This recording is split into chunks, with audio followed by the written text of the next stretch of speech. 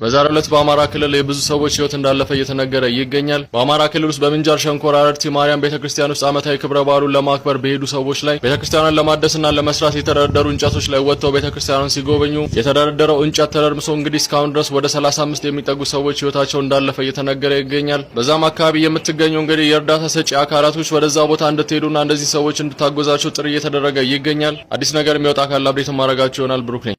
ሁላችሁም ኮሜንት ላይ ነፍስ ይማር እያላችሁ ጻፉ። እጅግ በጣም ከባድ አደጋ ነው የደረሰው ማለት ነው። በምንጃር ሸንኮራ በቅድስት ማርያም ቤተክርስቲያን በአረርቲ ማርያም ቤተክርስቲያን እንግዲህ እዚህ በተጀመረው ህንጻ ርብራቡ ተደርምሶ በርካታ ሰዎች ህይወታቸውን አጥተዋል ተብሏል ማለት ነው። በርካታ ሰዎችም ጉዳት ደርሶባቸዋል። እጅግ በጣም ዘግናኝ የሆነ አደጋ እንደደረሰ ነው የተገለጸው።